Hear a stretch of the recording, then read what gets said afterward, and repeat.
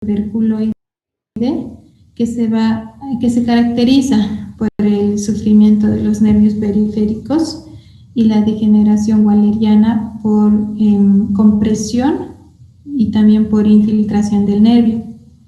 También hay relación del antígeno HLA-DQ1 o HLA-MT1 con lepra lepromatosa, que esta ya es más insidiosa que la anterior, que depende del ataque de los bacilos a las vainas de mielina y de la degeneración axonal que pueda tener. Ya, la clasificación está basada en criterios clínicos, inmunológicos, histopatológicos y bacteriológicos. La clasificación básica es la clasificación de Ridley y Hopling, que estamos viendo en la imagen, pero también hay otra clasificación que es de la OMS, que después la voy a explicar. Entonces, la clasificación de Ridley y Hopling la clasifica en dos polos y un estado intermedio. Estos dos polos están bien definidos y nunca cambian. Uno de estos polos es el polo lepromatoso, que se caracteriza porque en los pacientes son muy sensibles a los bacilos y la infección está diseminada y entonces, por lo tanto, es muy contagiosa la lepromatosa. Y al otro extremo está el polo tuberculoide, que se caracteriza porque los pacientes son resistentes al bacilo y la infección en este caso está localizada y por lo tanto este tipo de lepra no es transmisible. El intermedio se clasifica a su vez en dos grupos de casos inestables. Uno de los grupos es el caso indeterminado y el otro grupo es de casos dimorfos o también llamado borderline. Los casos indeterminados se consideran la etapa inicial de la lepra que puede tratarse y llegar a curarse o si no evolucionar al tipo lepromatoso o al tuberculoide. En el grupo de casos dimorfos o borderline se clasifica en tres: borderline lepromatoso, borderline y borderline tuberculoso. El lepromatoso y borderline Leticia, no es tuberculoso, es tuberculoide. Perdón, porque el examen y está mal. O sea, al decir tuberculoso vas a entender de que es tuberculosis. Estamos hablando de lepra, ¿ok? Está bien, doctora. Ya. El borderline lepromatoso y borderline van a evolucionar al tipo que es de lepromatoso, y el borderline tuberculoso evoluciona al polo tuberculoide. No es tuberculoso, es tuberculoide de nuevo. Ya. El borderline tuberculoide evoluciona al tipo tuberculoide. Ya. Y la clasificación de la OMS que les mencioné la clasifica en dos formas: la lepra paucibacilar, la lepra multibacilar. La multibacilar se caracteriza por más de 5 lesiones cutáneas que engloba al tipo lepra lepromatoso, borderline lepromatoso y borderline. Y la lepra paucibacilar, que se caracteriza de 1 a 5 lesiones cutáneas, que va a englobar a la lepra tuberculoide y el borderline tuberculoide.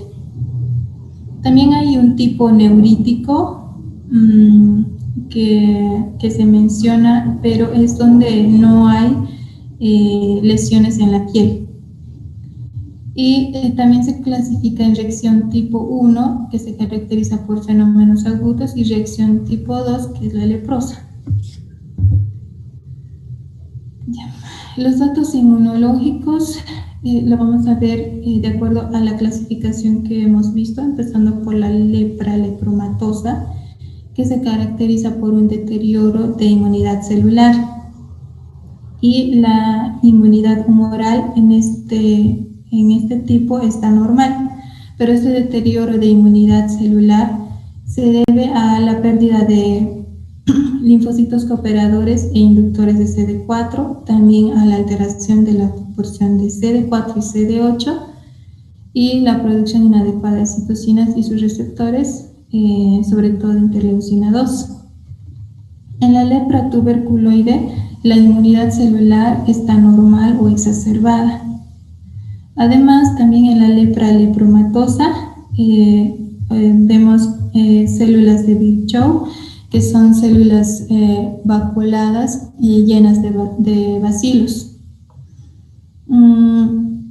Después de la penetración de los bacilos, se crea una hipersensibilidad que forma un granuloma, dando una reacción positiva de liprominorreacción, o también llamada reacción de Mitsuda, donde destaca las células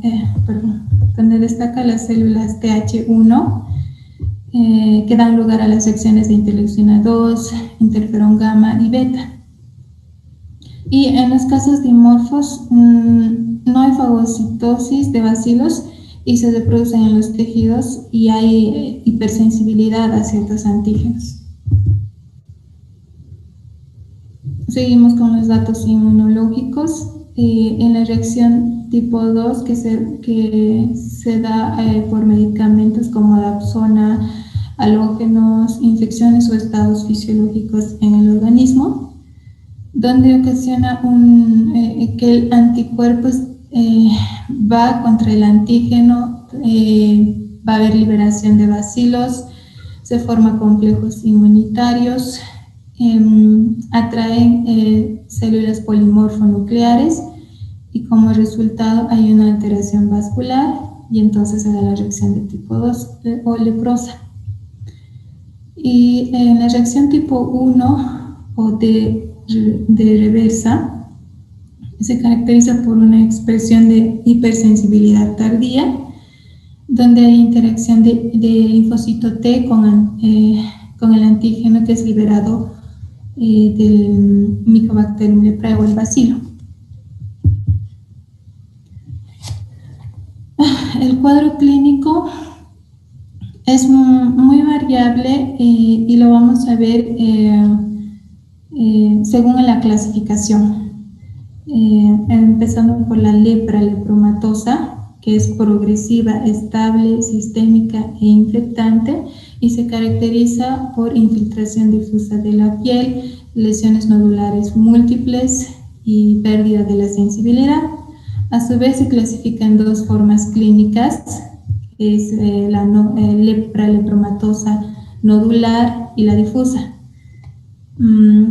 La nodular presenta nódulos de tamaño, forma y sensibilidad variable, que generalmente van a estar en partes del cuerpo que están descubiertas o frías, y predominan en regiones superciliar, interciliar, también en las mejillas, la nariz, el pabellón auricular, el tronco, las nalgas, las extremidades.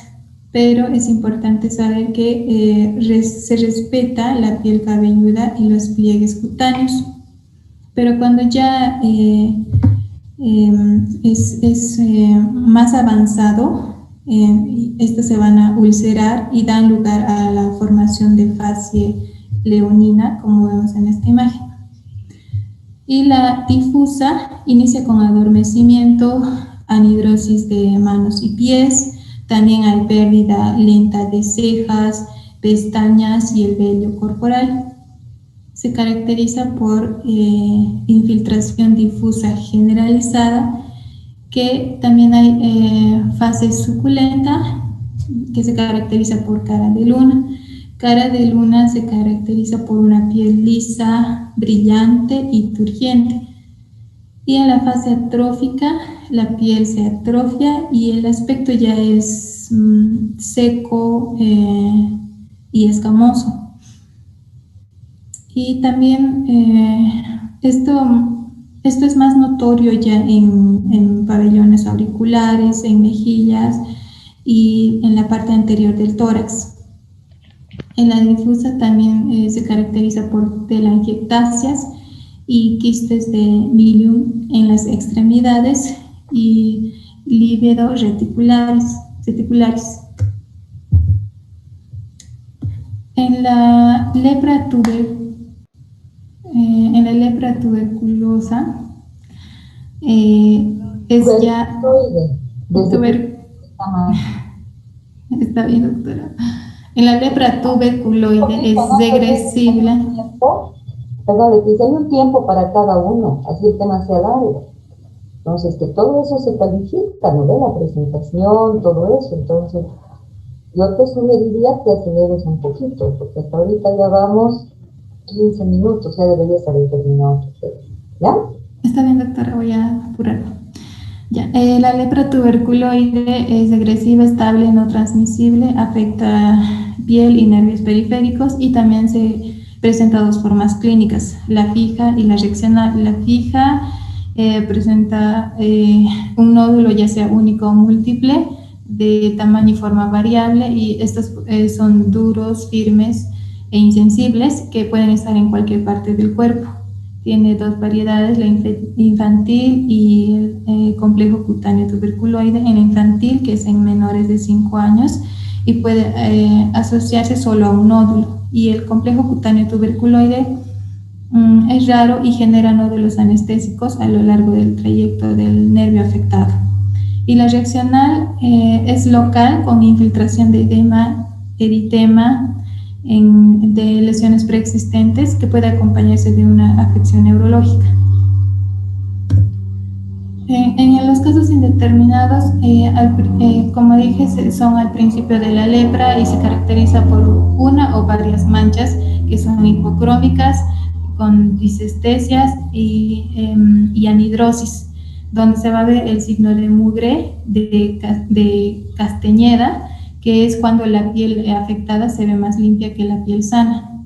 Y en la lepra dimorfo limítrofe borderline, que proviene del caso indeterminado, se caracteriza por placas infiltradas, ya sea edematosas o eritematosas, también escamosas por pérdida de la sensibilidad y neuropatías, donde dejan zonas normales de piel y pueden evolucionar dejando sectores de atrofia.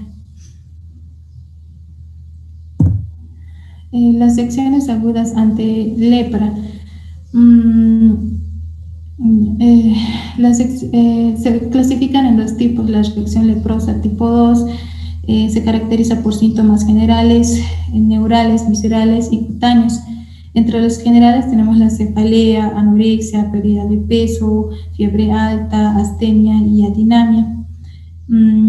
Se caracteriza por la presencia de 3 síndromes dermatológicos, como vemos aquí: el eritema nodoso, el multiforme y la necrosante. En el eritema nodoso, que es la más común, se presenta nudosidades profundas y dolorosas en tronco, en extremidades, en cara, y evolucionan en días o semanas y van a dejar lesiones de escamación, hipodermitis. Y la multiforme se caracteriza por manchas eritematosas, pápulas o ampollas en tronco y extremidades, y van a evolucionar de 2 a 3 semanas, y estas desaparecen sin dejar huella. En la necrosante hay manchas congestivas de color rojo vino que se van a transformar en ampollas o escaras que dejan ulceraciones y dejan cicatrices. Presenta complicaciones ya sean oculares, neurológicas, motoras o tróficas, y amiloidosis visceral en casos ya más avanzados. Dentro de los datos de laboratorio se puede realizar vaciloscopía, es positiva en la leprosa y borderline y negativa en la tuberculoide y también en la indeterminada. Las muestras se obtienen de la mucosa nasal, del lóbulo de la oreja o de lesiones cutáneas o también de los nudillos del codo y de las rodillas. Y si es posible es realizar una punción ganglionar con la tinción de Ziel-Nielsen, donde vamos a ver los basófilos de color rojo en un fondo azul. La cantidad de los basófilos se mide por el índice bacteriológico. Si son escasos se marca con una cruz y si son abundantes con 6 cruces. Y la OMS también dice que se puede marcar de 0 hasta 3 cruces y aumentar la letra C si hay globias, como vemos en la imagen. La intradermorreacción con lepromina integral, esta es, no es para diagnosticar, sino para clasificar casos y establecer el pronóstico. Es positiva en la tuberculoide y negativa en la lepromatosa. También hay otras pruebas de laboratorio como la histamina, la serología para sífilis, pruebas inmunistoquímicas, pruebas serológicas y la microscopía electrónica. Y los datos histopatológicos, en la lepromatosa hay infiltrados con células de Virchow que están llenas de basófilos. En la tuberculoide hay granuloma tuberculoide con células epiteliales, células gigantes tipo Langhans y linfocitos. También hay infiltrado perineural intenso y destrucción de nerviecillos. En el indeterminado hay infiltrados inespecíficos de linfocitos y también histiocitos que van a rodear vasos y anexos. Y la borderline, ya sea la tuberculoide o borderline lepromatosa, puede tener similitudes con las que ya mencioné. Y la reacción tipo 2, hay una paniculitis septal con polimorfismo y vasculitis. Y en la reacción tipo 1 hay granuloma tuberculoide con edema inter o intracelular, que puede haber escasos basófilos y neuritis intensa. Aquí tenemos el diagnóstico diferencial, que es según el tipo de lepra. En el nodular, por ejemplo, la leishmaniasis, en la difusa misedema, en el dimorfo tiña, psoriasis, en el indeterminado pitiriasis alba, dermatitis solar, en la reacción leprosa, salmonelosis, y hay más diagnósticos diferenciales. Y por último, en el tratamiento, el objetivo es la curación, romper la cadena de transmisión, prevenir la resistencia y deformidades. Y el tratamiento de elección, se podría decir, es con los fármacos como la Dapsona o diaminodifenilsulfona, la rifampicina y la clofazimina. En casos multivacilares, en los adultos se puede usar la Dapsona de 100 miligramos, rifampicina de 600, la clofazimina de 300, una dosis mensualmente hasta cumplir las 24 dosis. O simultáneamente Dapsona de 100 y clofazimina de 50 en dosis diarias durante 2 años. Y en los niños, Dapsona de 50, rifampicina de 450, la clofazimina de 150. También en casos paucibacilares y abacilares se da también estos fármacos ya una vez al mes durante 6 meses. Y en el caso de reacción leprosa, el tratamiento se le hace con talidomida de 200 miligramos por día. Y eso es todo, doctora. Chicos, como han visto, es un tema un poquito amplio, es un tema no difícil, pero como todo que tiene una clasificación, su clasificación, por eso la semana pasada yo les dije, aprovechen esta semana, porque desde esta semana y la próxima se complica un poco, hay más detalles, hay más clasificaciones, nombres de bichos que tienen que aprender. tienen que saber sobre los resultados del laboratorio, cuál es positivo, cuál es negativo, por qué, cómo se realiza, cuándo. ¿Okay? ¿Cuándo, cómo y por qué? Entonces, la lepra, primero es una enfermedad antiquísima. Ustedes saben, siguiendo, digamos, desde no religioso, sino de conocimiento, de cultura general, incluso en el Antiguo Testamento la menciona en múltiples veces. En el Nuevo Testamento, que Jesús sana a los leprosos y demás. A ese nivel de antigüedad estamos hablando. Y hasta el día de hoy no hay cura, para empezar. Entonces es una enfermedad de alta virulencia, baja patogenicidad, que quiere decir que tú puedes estar en contacto con personas con lepra y no te infectas así de rápido, porque no es como un COVID, ¿no?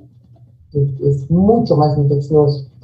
Aquí es una micobacteria, la responsable, que es el Mycobacterium leprae, que es un bacilo alcohol ácido resistente, que se dispone formando globias, es decir, como globo o como cigarrillos en la cajetilla, así se va disponiendo.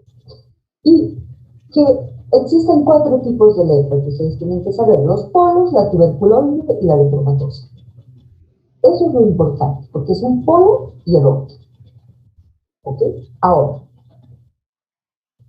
después, ustedes lo que tienen que ir viendo es cada uno de estos tipos clínicos, cuál es su clasificación y subclasificación. Además del polo tuberculoide y lepromatosis, ustedes tienen unas subclases, por así decir, una que está en medio, que es la lepra dimorfa, no dismorfa, ¿ya? Dimorfa, 2 formas. O la lepra borderline, que se llama en inglés borderline, porque está al borde de la línea. Un pasito más a un lado se convierte en tuberculoide, un pasito más al otro se convierte en lepromatoso, puede mantenerse borderline siempre.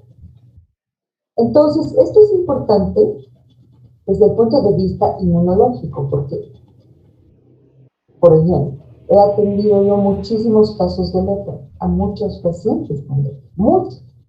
O sea, muchos, me refiero más de 100 en la especialidad, y gracias a Dios nunca me contagiaron, no usábamos barbijo ni nada. Después, hay la otra lepra, que es la indeterminada, que el 70-75% de estos casos generalmente curan. No estás pudiendo salir de tu presentación.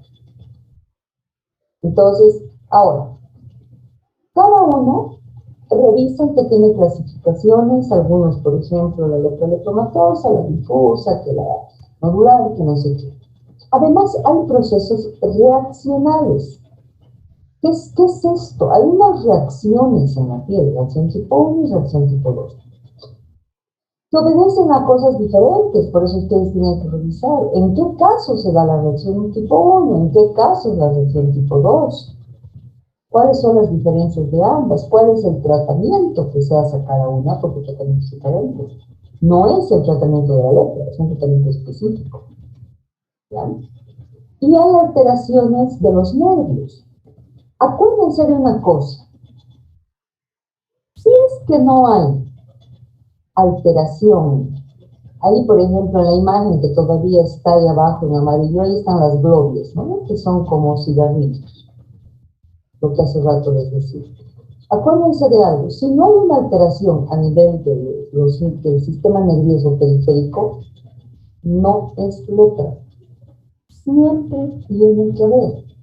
Por eso muchos libros mencionan, para que ustedes se acuerden, mnemotécnico, varias A's: alopecia, anhidrosis, anestesia, las 3 A.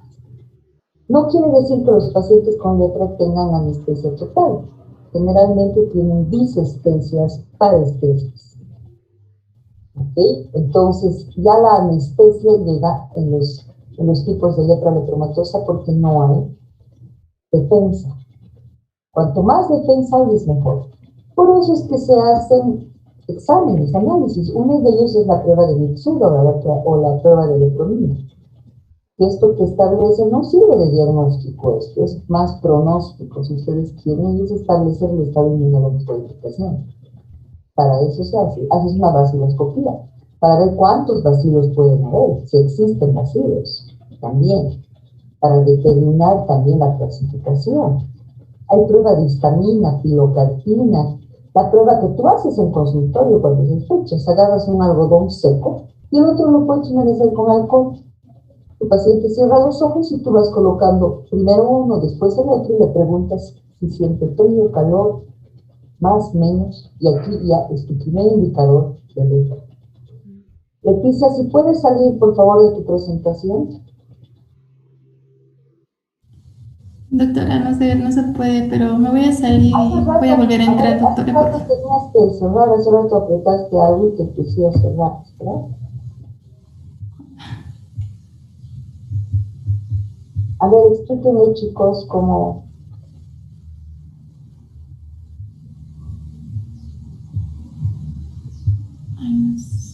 Espera. Perfecto. Yo te voy a... Fíjate, Santi. Ok, entonces, eso quiero que ustedes entiendan, aprendan sobre lepra. Los diagnósticos diferenciales son urgentes y son necesarios. El video está apagado, Leticia. Entonces son urgentes y necesarios. ¿Por qué? Porque no es lo mismo hacer el diagnóstico de una lepra indeterminada que por decirte de vitiligo, que pueden ser diagnósticos diferenciales. Aquí cambia radicalmente la visión, el tratamiento, el pronóstico y lo mismo con las otras. Entonces, por ejemplo, la lepra lepromatosa, pero el diagnóstico diferencial con neoplasias epitaciales, ¿no es cierto? Leishmaniasis, inclusive, es algo frecuente con lo que tú puedes hacer. ¿Alguna pregunta con lepra? Doctora, si la baciloscopía es positiva, ¿quiere decir que es un bacilo alcoholácido resistente? No, pues, el Mycobacterium es bacilo alcoholácido resistente. O sea, es. El que te dé positiva quiere decir que tu paciente tiene lepra lepromatosa. Eso quiere decir. Que tiene la lepra infecciosa. Porque si no ves en la baciloscopía, tu paciente tiene una lepra tubercular, que quiere decir que el pronóstico es mejor, no es contagioso. Por eso es que tienen que ver bien. El bacilo es alcohol ácido resistente. Si no lo encuentras, porque no está. Por eso la coloración tiene que ser adecuada. Y el tratamiento según la Organización Mundial de la Salud. La poliquimioterapia es la misma. Sulfonadapsona y rifampicina en las dosis adecuadas. Según la Organización Mundial de la Salud, los dos tipos de lepra. Paucivacilar, que está la tuberculosidad. Multivacilar, que está la lepromatosa. La paucivacilar, que es el tratamiento mínimo de 6 meses. Para la multivacilar, 2 años. Pero en mi experiencia, en lo que yo he visto, nunca das de alta un paciente con lepromatosa, sobre todo. Aquí el tratamiento es toda la vida.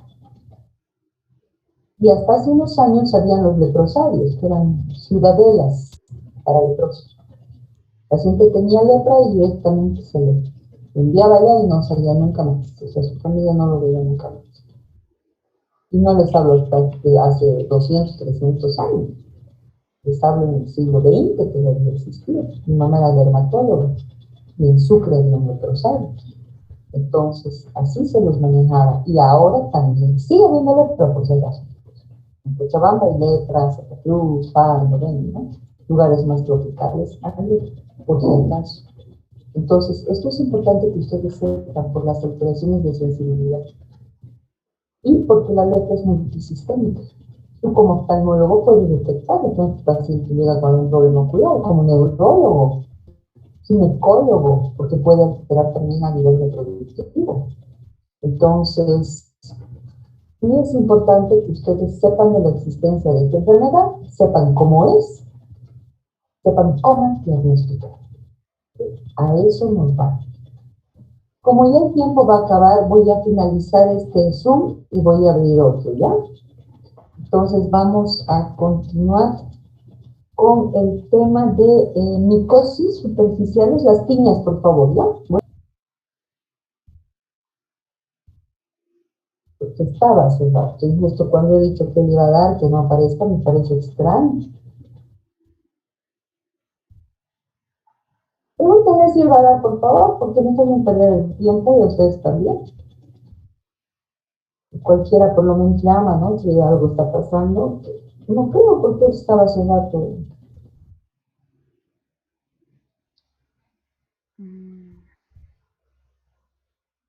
Ok, yo les voy a explicar. Lamentablemente se quedó con cero. ¿No les ha hablado? Por si acaso su compañero no les ha escrito nada. Debería por lo menos ponerse en contacto con el chat, pero no. Nos dijo que está tratando de ingresar, pero que el Zoom no le carga, doctora. Mira que hace rato cargaba y ahorita no queda. Bueno, díganle que se va a quedar con cero sin inglés.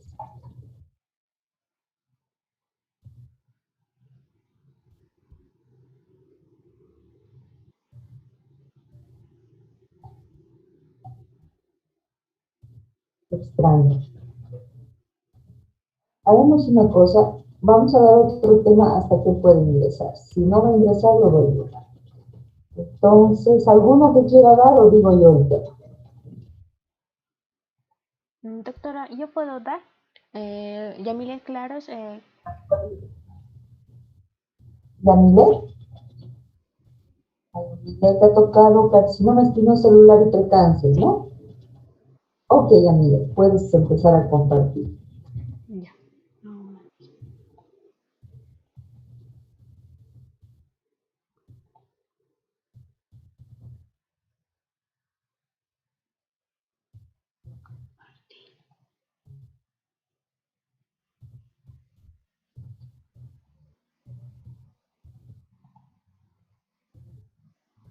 Listo. Se puede ver la pantalla, ¿no?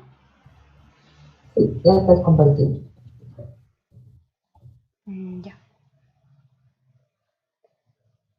Bueno, buenas tardes, doctora, compañeros. Hoy yo les voy a dar el tema de carcinoma epidermoide.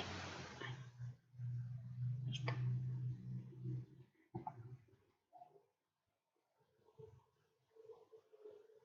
Ya. Como definición tenemos que, bueno, el carcinoma epidermoide es una neoplasia cutánea maligna, va a derivar de las células suprabasales de la epidermis o también de sus anexos. Esta va a predominar generalmente en lo que es en la cabeza y en las extremidades. Este carcinoma es de crecimiento rápido y puede metastatizar hacia los ganglios regionales o a otros órganos también, ¿ya? Con respecto a su epidemiología, en general, hablando de forma general, el cáncer de piel ocupa el segundo lugar en frecuencia, un 13%, y bueno, ya hablando del carcinoma epidermoide, también el carcinoma epidermoide se llama carcinoma espinocelular o epitelioma espinocelular, ¿ya? Y el carcinoma espinocelular se dice que le sigue en frecuencia al carcinoma vasocelular. Se calcula que puede haber un caso por cada 1000 pacientes de este carcinoma. Va a predominar generalmente a aquellos sujetos de piel blanca, rubios, ojos claros, cuya piel, bueno, por exposición prolongada al sol, sufre fácilmente quemaduras ya sea de tipo 1 o de tipo 2. También puede presentarse aquellos sujetos de raza negra, aquellos que son receptores de trasplantes o pacientes inmunodeprimidos. Es más frecuente en varones en una proporción de 2:1 y bueno, suele presentarse generalmente después ya de los 50 o a 60 años. Con respecto a la etiopatogenia, como ya les he dicho, ya deriva ya de las células suprabasales, ya sea de la epidermis o de sus anexos. Se dice que para que haya la carcinogénesis se divide en 3 etapas. Una de inicio que se refiere a que va a estar implicado el material genético de la persona. Con respecto a la promoción, quiere decir a la a la aparición de las primeras lesiones, a las lesiones, y con respecto al avance que ya se va a magnificar esta lesión. Entre las causas menciona que es de causa multifactorial, donde va a intervenir tanto factores del huésped como ambientales. Entre los factores extrínsecos, que se referiría ya como ambientales, tenemos la exposición a la luz solar, a los hidrocarburos, el arsénico, radiaciones ultravioletas, sobre todo la de tipo B, los rayos X, solarinos más ultravioleta A, es el PUVA. Otros que son los agentes infecciosos, generalmente es la de el virus del papiloma humano, la de tipo 5 y 8, y las que son de las que producen lesiones genitales, las de 16 y de 18. Otro factor extrínseco es lo que son las cicatrices que quedan de las quemaduras, ya sea úlceras y dermatitis crónica. Entre los factores intrínsecos vamos a mencionar que están ya propias de la persona, ¿no? Que tenga pigmentación cutánea, enfermedades linfoproliferativas, el seroderma pigmentoso, albinismo, envejecimiento, que sea el receptor de trasplante de órganos. Y menciona también que algunas enfermedades precursoras para el carcinoma epidermoide son la enfermedad de Bowen y la queratosis actínica.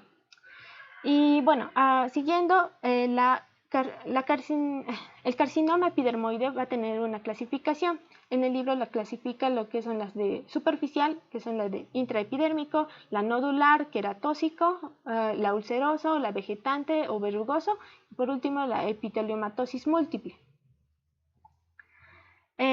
Con respecto al cuadro clínico, tenemos que saber primordialmente que casi siempre estas lesiones se van a presentar sobre queratosis actínica o piel dañada por la luz, ya tengan queratosis y telangiectasias. O también menciona que es poco frecuente igual sobre la piel sana. Estas van a evolucionar, o sea, de manera crónica y son más rápidas en su crecimiento a comparación con el carcinoma vasocelular. Van a predominar más que todo en lo que son las áreas expuestas. En la cara, que es la más frecuente, en un 50-86%, se va a presentar en el labio inferior, mejillas, pabellón auriculares, en las extremidades, más que todo en la superior, podemos verla en el dorso de las manos, y en las inferiores, en las piernas, en el tronco también en un 9%, piel cabelluda en un 5%, y en menor frecuencia lo que son también puede presentarse en lo que son las mucosa genital, oral y anal. Pueden llegar a ocasionar metástasis en un 1-3%, más que todo por vía linfática, las que son las lesiones las que tengan lesiones en el labio y la oreja, y menos frecuente, y que ocasionan lo que son metástasis a distancia por la vía hematógena. Ya específicamente del cuadro clínico de cada forma del carcinoma epidermoide, tenemos la superficial, que les dije que esta es la intradérmica, dice que duran, entre meses y años para que se forme. Es un epitelioma in situ. Generalmente estas van a estar predispuestas por lo que es la enfermedad de Bowen y la eritroplasia de Queyrat. Otra forma, que es la nodular queratósica, produce una lesión queratósica de base infiltrada, que puede causar cuerno cutáneo o mostrar una ulceración central de carácter de queratina. La otra forma es la forma ulcerosa, que es la más frecuente. Se forma una úlcera en la superficie de superficie anfractuosa, de base infiltrada, fondo irregular, friable y de crecimiento rápido y destructivo. Esta es la que llega a metastatizar más. Otra, que es la forma vegetativa y verrugosa, esta aparece sobre lesiones inflamatorias crónicas, es la que les mencionaba, como en las que ocasionan cicatrices. Estas van a producir una neoformación de gran dimensión. Por último, lo que es la epiteliomatosis múltiple, la última forma, bueno, se va a acompañar de epiteliomas vasocelulares y enfermedad de Bowen. Se observa más que todo en pacientes con seroderma pigmentoso, epidermodisplasia verruciforme y arsenismo crónico. De forma general nos habla de que el carcinoma epidermoide oral va a predominar generalmente en los varones, va a estar relacionado más que todo con el tabaquismo crónico y bueno, los lugares que más afecta son el paladar, la lengua y el labio inferior. Y de la misma manera, en el carcinoma verrugoso nos habla de que es un tumor exofítico de crecimiento lento y se relaciona más que todo con el virus del papiloma humano y va a comprender de 3 tipos en el verrugoso. La de tipo 1, que es la papilomatosis oral florida, más que todo está hecho por el virus del papiloma humano de tipo 11. La de tipo 2, que es la Buschke-Lowenstein, se va a presentar en ano rectal, y en la de tipo 3, que es el epitelioma cuniculatum, que se presenta, como en la imagen pueden ver, en las plantas, y estas se presentan por las de tipo 6, 11, 16 y 18. También mencionar de que hay una clasificación según el TNM, o sea, según el tamaño, según también si hay ha habido implicación a los ganglios linfáticos, o sea, N de nodular y de M de metástasis, ¿no? Y bueno, aquí se los muestro. Yeah. Con respecto a los datos histopatológicos, nos menciona que este carcinoma, para poder diagnosticarlo más precisamente qué tipo de carcinoma es, tenemos que sacar una biopsia. Tenemos que, ya sea de una biopsia translesional, escisional o en sacabocados o por rasurado, en la cual en el examen histopatológico vamos a ver que en la epidermis va a presentar una hiperkeratosis con parakeratosis, una proliferación irregular y anárquica de células del estrato espinoso que van a invadir a la dermis. También vamos a ver que hay una atipia celular. Con esta atipia me refiero a que va a haber un número prolongado, o sea, una replicación de células de manera anárquica, o sea, diferentes tamaños, sus núcleos, y también pueden llegar a presentar queratinización.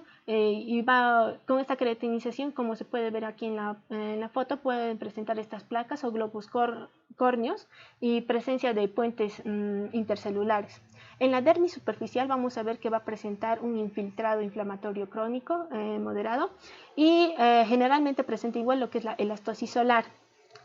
Con respecto a la histopatología, también menciona que hay una clasificación, que es la clasificación de Bordes. Esto va a ser de acuerdo al grado de agresividad del tumor según el número de células diferenciadas, y las clasifica en 4. La 1, que va a haber el 75, mayor de 75% de las células va a estar diferenciadas. En la de tipo 2, de 50 a 75 van a estar diferenciadas. En la de tipo 3, de 25 a 50. Y en la tipo 4, menos del 25% van a tener una diferenciación. Menciona también que el grado de malignidad va a estar relacionada directamente con el grado de diferenciación. Va a haber mayor grado de malignidad si la célula está menos diferenciada, y a lo revés, va a haber menos grado de malignidad si la célula está más diferenciada. Otros estudios que se puede realizar cuando existe dudas de qué tipo de carcinoma es el estudio de citoqueratinas y la microscopía electrónica, que bueno, nos van a mostrar lo que es la reducción de números de dermosomas y de tonofilamentos. También nos menciona lo que es la dermoscopía, esto para observarlo más que todo en el carcinoma epidermoide invasor.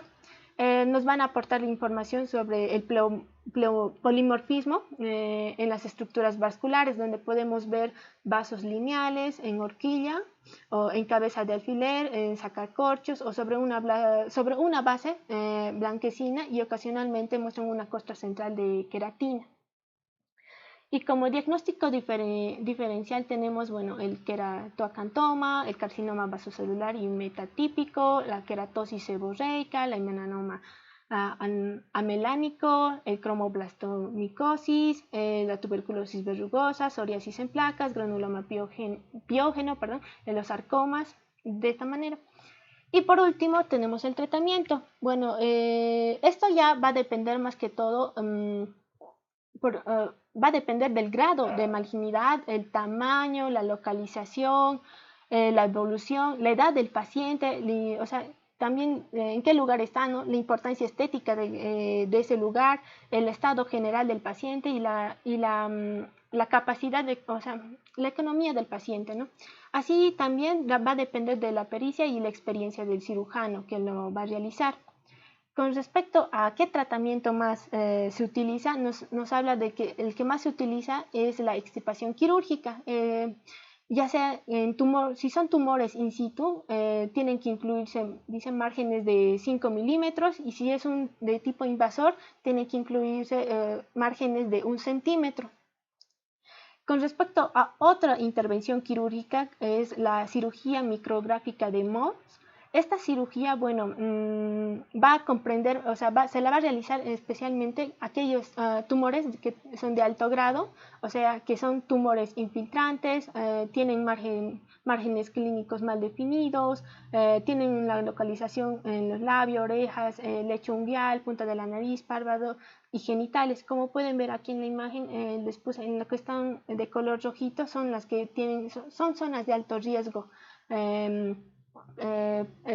Para que se lleguen, o sea, son sitios muy difíciles de abordar incluso. Otros tipos de tratamiento tenemos lo que es la radioterapia superficial, el láser de dióxido de carbono, la terapia fotodinámica, la quimioterapia, la crioterapia. También menciona de que cómo tenemos que realizar profilaxis cuando realizamos ya sea intervención quirúrgica. Tenemos que darle lo que son los betacarotenos, los retinoides aromáticos, entre ellos la isotretionina, la isitretina. Y bueno, entre las formas de prevención,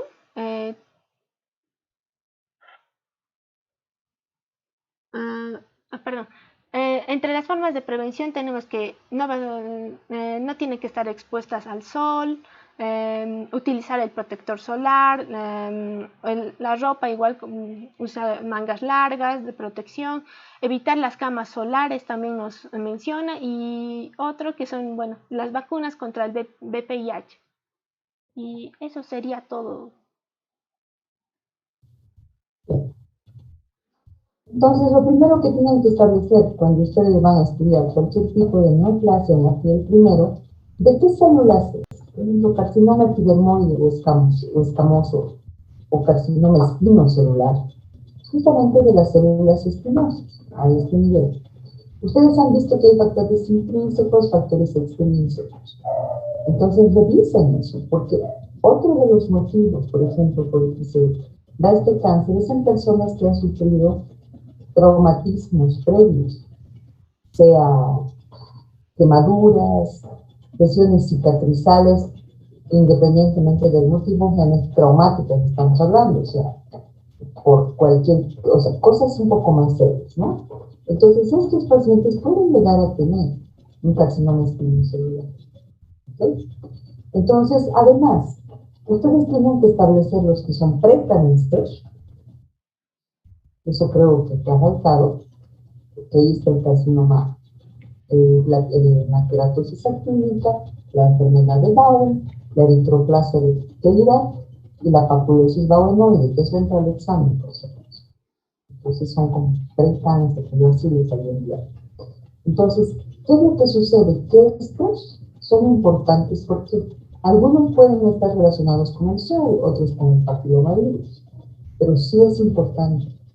Porque si no haces el tratamiento, esto de ser no infiltrante, o ser superficial, puede pasar a ser agresivo, puede pasar a infiltrar, es decir, a ser más profundo, y a comprometer estructuras profundas, y además que este sí puede dañar, ¿no? Entonces, han visto que este compromete mucosas, que es algo importante también de ver. Y las lesiones, o sea, ustedes tienen que establecer muy bien la clínica. Acuérdense, siempre la lesión elemental, qué es una placa, cómo se ve. Porque si no saben lesión elemental, no van a poder describir una lesión y no van a dar cambios. Así de simple, así de claro. Entonces hay una clasificación un poquito más grande de este espino celular, que es la que ustedes están viendo en el libro. Hagan su esquema, fíjense. Entonces, por ejemplo, búsquelo en este, corresponde si al uruguayo está en qué, en el trato. Debido generalmente al combinado. Y esto está en niñas, no necesariamente en personas adultas. Ya, por ejemplo, un espino celular in situ el espino celular ulcerado generalmente es en áreas expuestas y puede llegar después de una teratosis actínica, por eso es que ustedes tienen que realizar. Y los tratamientos, los diagnósticos diferenciales se han visto con un montón de cosas, desde verruga vulgar, pasando por carcinoma vasocelular, hasta dermatitis, la reacción de dermatitis. Hacen su diagnóstico diferencial, revisen, fíjense y todo. Y después los tratamientos, que pueden ser a nivel tópico, 5-fluoracilo y miquimod, que son los que más manejamos, que son quimioterápicos tópicos, o pueden ser también quirúrgicos, por una extirpación, y puede haber la criocirugía, que es con nitrógeno líquido, y además inclusive radioterapia. Ahora, acuérdense, por ejemplo, hace rato yo decía que hay pacientes que hacen este tipo de neoplasia en lugares ya traumatizados, por ejemplo. Personas que ya han recibido radioterapia, por ejemplo, sea de mama. Y entonces ahí la piel está cerca, quemada, no sé si alguna vez antes. Hay una atrofia, una piel está esclerótica, puede desarrollarse una enfermedad celular. Y esto es bueno. Entonces hay que ver todo eso. Por eso es necesario que ustedes también aprendan sobre esto. ¿Okay? Ok, seguiremos con Tinas. Ahora sí, Juan Carlos. Bien, doctora, va a disculpar por eso, doctora, no me dejaba entrar el Zoom, doctora. Mientras, ahora sí voy a tomar un paracetamol, me trae un examen de lesión. ¿Dónde estás? Empezamos más, estoy aquí. Ok, doctora.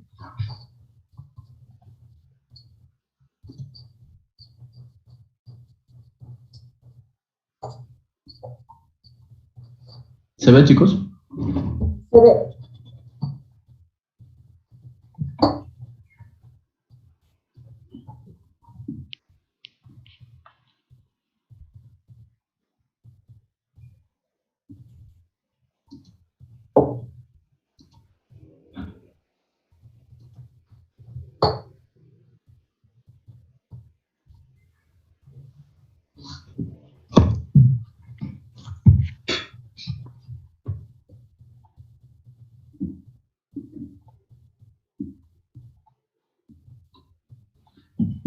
Ok, doctora. Primeramente, buenas tardes compañeros, buenas tardes, doctora.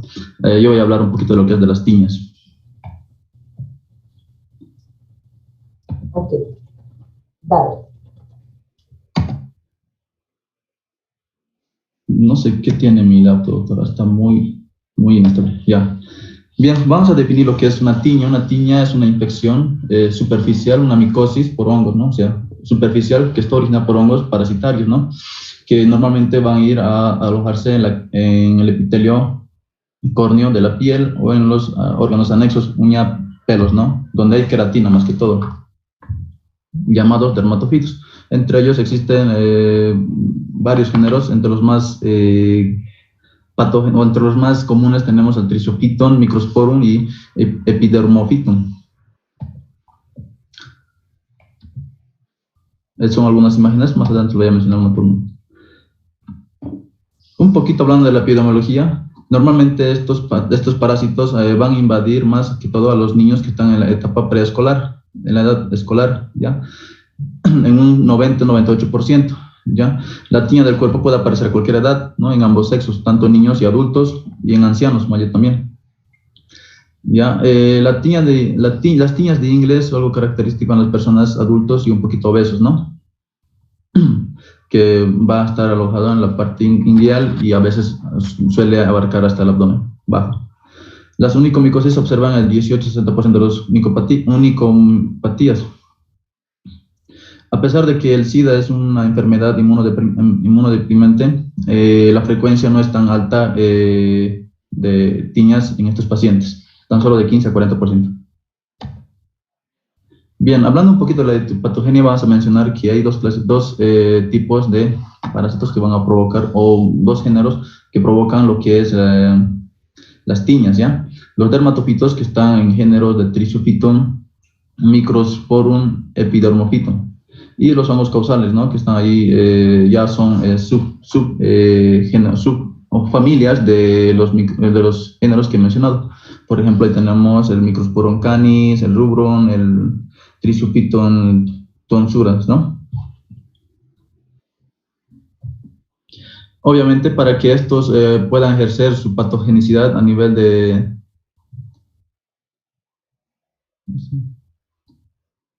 Ok, ya. Para que pueda haber para que haya el inicio de la patogenicidad, tiene que haber obviamente un ambiente coherente para que el microorganismo pueda ingresar, ¿no? O sea, perdón, ¿de dónde nos adquirimos nosotros estos parásitos? Del ambiente donde están expuestos. Los animales, como los perros y los gatos, suelen tener este tipo de parásitos que nos pueden contagiar, y otra persona enferma, ¿no? A través de ellos nosotros nos podemos enfermar. Para ello requiere de varios factores que van a predisponer a la enfermedad, como la humedad, el calor, pacientes con enfermedad de base como diabetes o uso prolongado de glucocorticoides, que normalmente son inmunosupresores. Obviamente un calzado cerrado va a provocar mayor humedad en el pie, y eso también ayuda a que haya una mayor proliferación de los parásitos a nivel de los pies. Bien. Los dermatofitos presentan antígenos de grupo, ¿no? ¿Esto qué quiere decir? Que una vez que nosotros, hay dermatofitos que tienen antígenos específicos a través del cual hay una mediación de hipersensibilidad. Por ejemplo, los dermatofitos pueden actuar a través de fracciones de carbohidratos que van a ser mediados por la inmunoglobulina E. Estos van a influir en la hipersensibilidad, en la aparición de hipersensibilidad tipo 1, ¿no? O las de fracción proteínica, ¿no? Que van más que todo a la queratina, y estos van a provocar lo que es la hipersensibilidad tipo 4. Y entre medio de ellos tenemos a la galactomanano, manano, que es un péptido que también va a provocar un tipo de hipersensibilidad, en este caso una reacción alérgica, ¿no? Y para ello hay producción de enzimas exocelulares, ¿no? Como la dexorribonucleasa, la elastasa y la lipasa, ¿no? La elastasa más que todo está vinculado con la actividad inflamatoria aguda, ¿no? En etapas menores a 3 meses, nos decía. 3 semanas. Y la lipasa pues está más asociada a las inflamaciones moderadas o de evolución crónica. Bien, normalmente, como ya les he mencionado, los dermatofitos no van a atravesar más allá de la capa córnea de la piel, o en todo caso se va a quedar por encima de las uñas o el pelo, ¿no? El cabello, cejas y todo eso. Ya las infecciones que avanzan más allá ya son sobreinfecciones por otras bacterias, otros hongos, ¿ya? Y pues normalmente va a alojarse sobre la queratina, ¿no? Del pie, uñas, pelos, ¿no? Y hay cuando invaden uñas, por ejemplo, hay dos inicios, se podría decir. Uno que va por el borde distal, ¿no? Como aquí en el pie vemos, pareciera que está mordido por los dientes, y va avanzando progresivamente hacia la región unguial, ¿no? O lateral, que va directamente a la subunguial y provocar una infección subunguial inmediato. Clasificación. Clínicamente se clasifican en dos, ¿no? En formas superficiales y formas profundas. Dentro de ello tenemos varias subclasificaciones de tiñas. Tiña de la cabeza, del cuerpo, inguinal, de las manos, de los pies, de las uñas, tiña imbricada, que lo voy a ir desglosando poco a poco en clínica, ¿no? Y en las profundas vamos a observar tiña de barba, el querion, que es en forma de panal, celsos en forma de panal, ¿no? Pareciera son carachitas en la cabeza. El fabus, granuloma tricofítico, micetoma, enfermedad de Hadida. Cuadro clínico. Bien, vamos a empezar hablando de lo que es de la tiña de la cabeza. Nos menciona que esto se da mayormente en los niños, ¿no? Casi en el 80%, y están provocados mayormente por el Microsporum canis, ¿no? Que es un parásito proveniente de los animales. Esto porque el niño está en contacto mayormente con los animales, ¿no? Y en menor cantidad por el Trisophytus tonsulans, ¿no? Y ahí, como en la imagen se puede observar, se va descamando, ¿no? Como pedazos de piel seca, como escamas, y también hay cambios de color en los pelos, ¿no? Hay pelos tiñosos, que están más gruesos, quebradizos, deformados, ¿no? Entonces, pelos, y aparte podemos observar en la raíz del pelo algo blanquecino, como si tuviera una vaina que está envolviendo al cabello, ¿ya? Ahí tenemos tiñas tricofíticas. Al otro lado está la tiña microsporicas. Tiña del cuerpo, o también conocida como tiña corporis. En este caso se observa una eritema en forma circular, no solamente uno, puede ser varias, ¿no? Placas, ¿no? Redondeadas, como en la imagen 1, en la imagen 2, ¿ya? Que tiene, en los bordes presentan vesículas que pueden estar muy delimitadas también o no. La característica de esto es que cursan con prurito, ¿ya? Y cambian, ¿no? Puede presentarse en tamaños pequeños o en placas grandes, ¿no? Que ya es la función de varias placas pequeñas.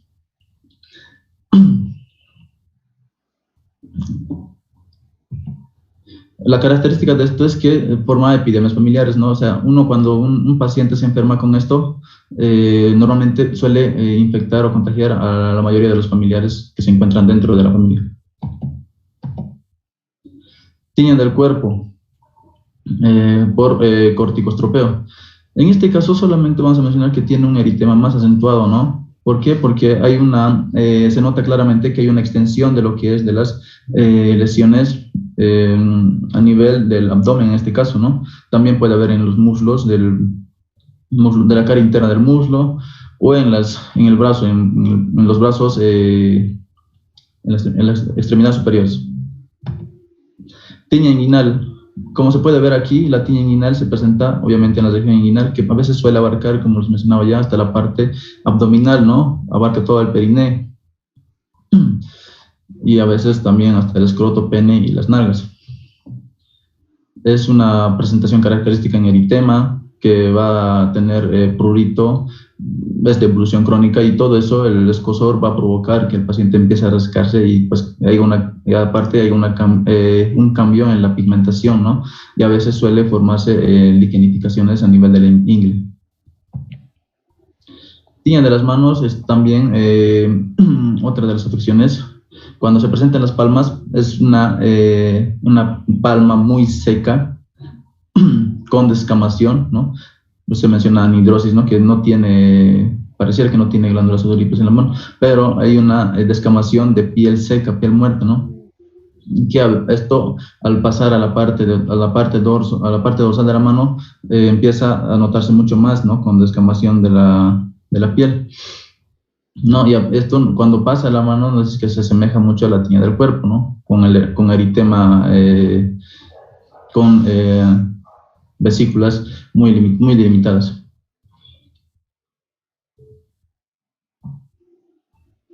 En este caso se ve esa vesícula, ese característico eritema de tiña del cuerpo, ¿no? Tiña de los pies.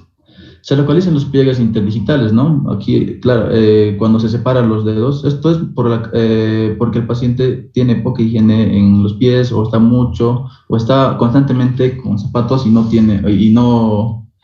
suele cambiarse de medias, ¿no? O sea, tiene mucha humedad en los pies y eso es un factor indulgente para poder ocasionar la tiña del pie. Ya se forman ampollas, puede haber fisuras y grietas, ¿no? Como en este caso, por ejemplo, ya se está viendo las grietas, las fisuras, ¿no? Igual es disirótica, es una piel muy seca en las plantas más que todo, ¿no? Y pues hay formaciones de zonas hiperqueratóxicas, ¿no? Donde la piel se torna más gruesa y suele descamarse como escamas de verdad, ¿no? Esto se puede complicar con impétigo, erisipela, dermatitis por contacto o iris.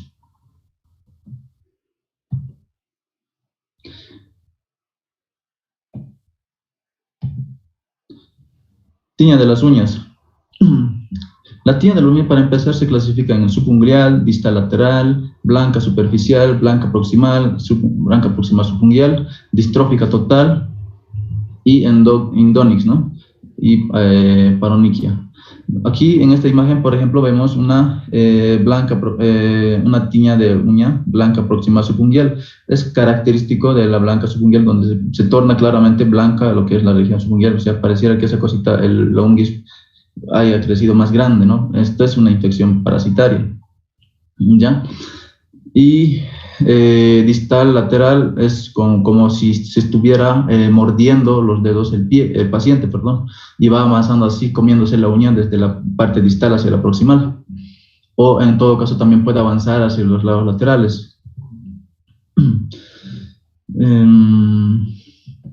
Aquí tenemos unas tiñas de las uñas blanca superficial que se va pudriendo, ¿no?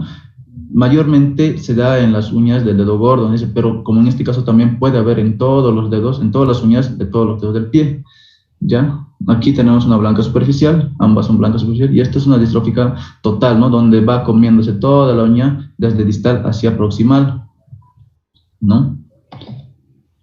Tiña imbricada o toquelao.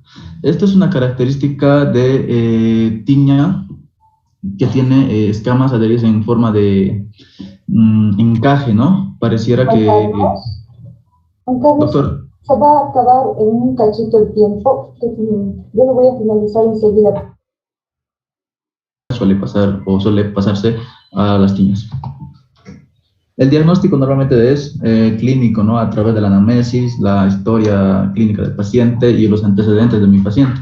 Ya para ello nosotros tenemos algunos exámenes complementarios o apoyos que nos pueden ayudar a corroborar o ayudar nuestro examen o nuestro diagnóstico. Entre ellos tenemos la dermatoscopía, ¿no? Que es un examen auxiliar, ¿no? Donde se puede observar pelos en coma, pelos tiñosos, vamos a ver pelos en tirabuzón, o en zigzag, ¿no? O en claves de Morse, como en este caso, por ejemplo, ¿no? Pareciera que son pelitos, pero pareciera que están en forma de coma, los pelos están torcidos, quebradizos, todo eso se ve con el dermatoscopio. Ahora tenemos la luz de Vogt también, ¿no? Como en la imagen del lado derecho, se puede observar, ¿no? Entonces, en este caso es una luz color azulada violeta, y donde la región lesionada se marca de rojo, y cerca de la infección, donde vamos a observar justamente la proliferación de las micosis, se ve de color verde, ¿no? El dimetilsulfóxido, que es un examen de potasio, o sea, es que tienes que estudiar bien, pues, Carlitos, no puedes decir un co. Ya, es un examen directo, nos dice, ¿no? Que es más que todo del hidróxido de potasio, ¿no?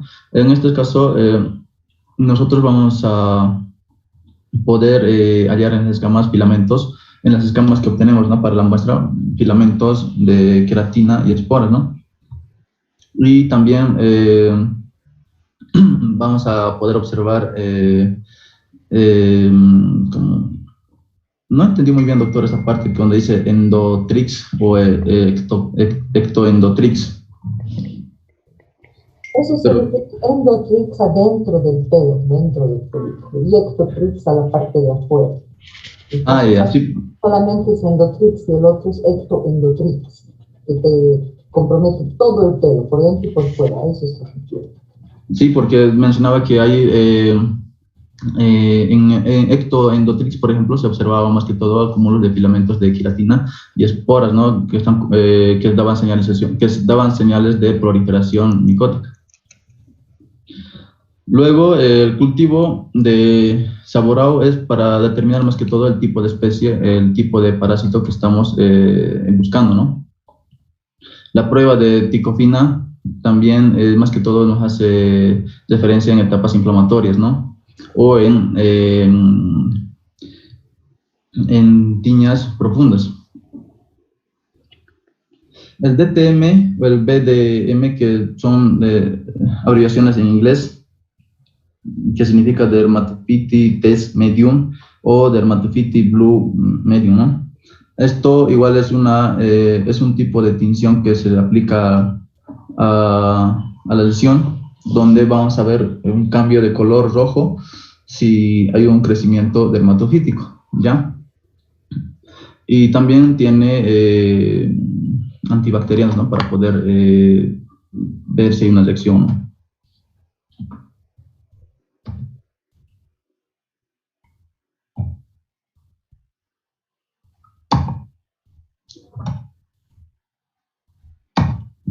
Diagnóstico diferencial. Como ya hemos ido mencionando, cada una puede también estar causada no solamente por dermatofitos, sino puede tener otra etiología, ya por puede ser dermatitis seborreica o sífilis en tiña de cabeza. Tiña del cuerpo puede estar provocada por tiriasis rosada, granuloma nodular, eritema anular, o sea, varias etiologías, ¿no? Tiña de la ingle, más allá de los dermatofitos, creo que mayormente es causada por candidiosis o psoriasis. La tiña de las manos puede estar provocada más por dermatitis por contacto, deshidrosis o psoriasis, y así sucesivamente, ¿no? Tiña de los pies, cándida, queratolisis punteada, ¿no? Tiña de las uñas también puede estar provocada por cándida, psoriasis o exocitosis subunguial.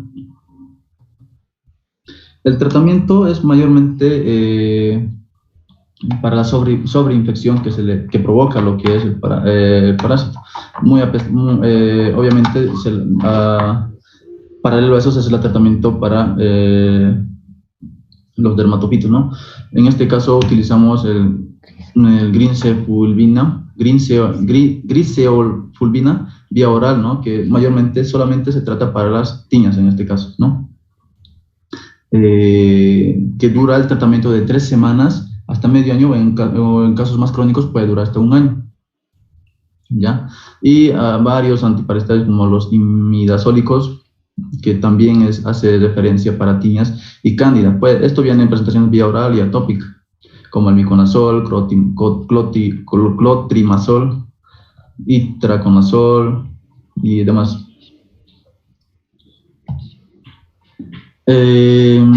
Diferentes tratamientos cuando es piel lampiña o cuando no hay pelo, ¿no? Obviamente en el cabello, en las cejas o en la barba es otro tratamiento. El tratamiento puede venir cuando es piel lampiña, como por ejemplo los eritemas, se puede aplicar toques con yodo, ¿no? Al 5%, o solamente utilizar ungüentos que contengan vaselina, ¿no? Con ácido acetilsalicílico al 3%, o el tolnaftato al 1%, y los imidazoles que he ido mencionando, ¿no? A veces solamente con uno de estos podemos tratar en etapas agudas, y en situaciones más crónicas se tienen que hacer combinaciones. Y en las onicomicosis se puede, hasta a veces tenemos que realizar cirugía con la extirpación quirúrgica parcial de las uñas o total, ¿no? Para poder evitar más el avance micótico. Y eso es todo, doctora.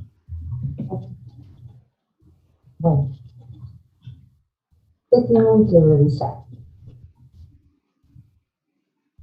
En tiñas, primero, esto es un tipo de micosis superficial, porque las micosis profundas no entran automáticamente. Las profundas están las paracoxideomicosis, cromomicosis, histoplasmosis, que son mucho menos frecuentes, pero eso es inglés. En cambio, esto no. Ustedes saben hongos en las uñas, en los pies, de pronto hasta ustedes alguna vez les ha pasado. ¿Por qué? Porque no es falta de higiene, es simplemente humedad, predisposición. Entonces, el pie de atleta famoso, que es lo más frecuente en las tiñas, ¿no? Y en los niños, por ejemplo, la tiña de la cabeza. Entonces, ¿qué tienen primero que empezar por el principio? ¿Qué son los dermatofitos? ¿En qué personas es más frecuente que se den las tiñas? ¿O cuál es la predisposición del huésped? ¿Qué necesitas tener para que tu paciente o para que tú puedas tener el problema? Después, ¿cuáles son los tipos de estos dermatofitos? ¿Han visto? Microsporum, Trichofitum, epidermal. ¿Cuáles son las características? Las características, por eso les dice, tanto del huésped como del enviamiento, tienen que haber alguna característica para que tu paciente sea portador de una micosis superficial. Una vez que estableces esto, saber dónde crecen estos hongos. Estos hongos crecen en cualquier lado, así tal cual, literal, porque pueden ser, como han visto, pueden crecer en las personas, en los animales, incluso en la tierra, en los objetos antropofílicos, geofílicos y zoofílicos. Ya aquí ustedes comienzan entrando a la parte clínica. Entonces, aquí hay tiña de la cabeza, tiña de la barba, tiña de la tiña del cuerpo, tiña de la región inguinal o endovascular, o tiña cruz también llamado, tiña de las manos, tiña del pie, tiña de las uñas. Y empiezan a leer cada una de ellas sus características, porque cada una de ellas tiene diagnósticos diferenciales distintos. La lógica. Si tu paciente tiene una tiña de la cabeza, tú no vas a hacer diagnóstico diferencial con alguna enfermedad de pubis, ¿no? Por lógica. Y viceversa. Entonces, tienen que repasar esto, tienen que ustedes leer, fijar si ese es diagnóstico diferencial. Se les pregunta, y porque además tienen que saber, deben saber, porque es una de las enfermedades más frecuentes en el mundo. Y que esta época, por el calor, aumenta su incidencia y eso también ustedes. Entonces, una vez que han hecho la clínica, establecido cómo es, cómo se ve, cómo diagnostican. Entonces, chicos, ustedes están en quinto año, ¿verdad? Ustedes tienen que saber cómo hacer el examen, en qué se va a hacer el examen. No es solamente leer. Entonces, ¿qué es? ¿Cómo realizas? ¿Qué tipo de examen? Haces un cultivo micológico, haces un examen directo, utilizas la luz de UV, porque dependiendo el tipo también de micosis, tú haces, por ejemplo, luz de UV, no es para todos. ¿Okay? Y el tratamiento se basa como en todo en dermatología, según la extensión, la localización, la edad de tu paciente. Tu paciente tiene una onicomicosis, pero tiene 20 años, sanito, saludable, has hecho laboratorio, su hígado perfecto. No es sistémico. Tu paciente tiene 80, es diabético, mayor, problemas, no sé qué, no le hagas sistémico, por supuesto, no le vas a dar. Entonces tendrás que hacer tópico de la mejor manera, sabiendo que esto puede demorar años en trabajo, porque eso es la realidad con este tipo de. Entonces, de elección para la tiña de la cabeza, independiente si sea inflamatoria o no, es la grisefluorina, 20 a 50 miligramos kilo peso en unos 3 meses. Entonces, cuando ustedes ven tiña-capitis en niños, ya saben cómo hacer el diagnóstico. En adultos casi no existe, normalmente nunca existe. Y si se da, tienes que investigar HIV-SIDA. Probablemente ya está en la etapa de SIDA, o está haciendo una quimioterapia o alguna situación que lo tenga con inmunosupresión. Cuando ustedes ven una tiña de la cabeza inflamatoria, el quedo, ese proceso es absceso, Nunca se debrida. Nunca. No le hagan barbaridades a esa criatura. No es como cualquier otra obsesión. Acuérdense, por favor, que esto es nunca. Aquí tú puedes primero hacer el diagnóstico correcto. Si estás sobreinfectado, tratas con antibiótico primero esa sobreinfección. Eso se llama impepiginización, como vamos a ver uno de estos días, por el tema de las piodemitis y la impetigocorticosis. Entonces, es una impepiginización, una sobreinfección. No debridas, por favor.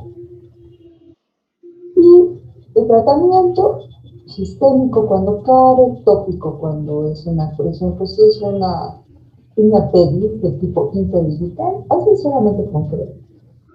Pero si es una piña pedis hiperkeratosis vesicular, que prácticamente todo el pie está afectado, tú no vas a dar cremas 3 meses, no va a mejorar. El hiperkeratosis del pie impide que la crema tenga control. ¿Qué haces? Le das sistémico de un mes, 2 meses, tú vas viendo según la evolución de la. ¿Alguna pregunta? Doctora, la grisofulvina, ¿por cuánto tiempo dijo? 2, 3 meses, generalmente. Ese es el tiempo que demora tratar la cabecita. A veces con Kelly lleva un poco más. Pero usualmente al mes tú ya tienes que ver cambio increíble. Si no ves cambio, puede ser que tu paciente tenga resistencia a ese medicamento, que es raro. Recontra raro. Pero yo tengo un paciente así. Cambios en flujo de acción. Entonces revisen dosis. ¿Alguna duda más? ¿Alguna pregunta?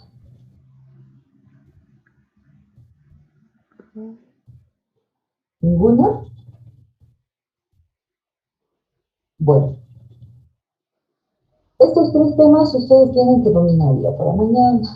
Acuérdense que el jueves vamos a dar el parcial. Entonces, han tenido todo el fin de semana para estudiar, prepararse. Imagino que ustedes ya tienen en el bolsillo varios temas. Entonces, estudien. Ya estamos viendo el tema de la segunda instancia, que hay que ver, va a ser que todavía no tienen fecha exacta.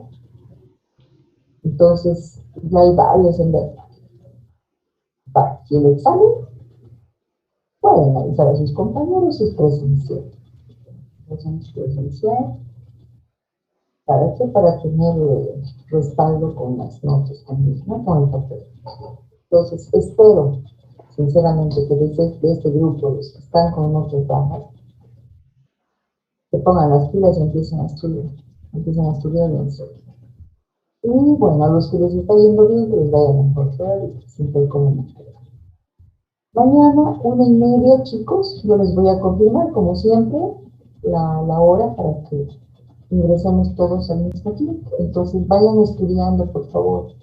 Revisen. Si ustedes van leyendo y hay algo que no está claro, ustedes me dicen al día siguiente y después yo les explico mucho. ¿Ok? Doctora, ¿qué temas de la tercera semana vamos a adelantar para que lo tengamos preparado? Ya está.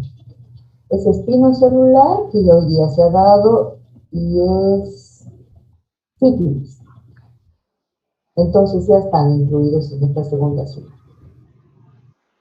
¿Ok? Sí.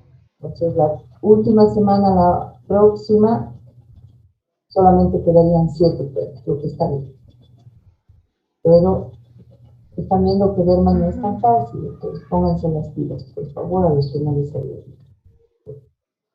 Si no, se quedan y dar segunda instancia. Y dar examen de gracia, ni el 10% aprueba. Realmente, 1 de cada 10, este caso. Entonces, por eso, esfuércense, pónganse las pilas en serio y empiecen a escribir y a aprender a usar el memoria.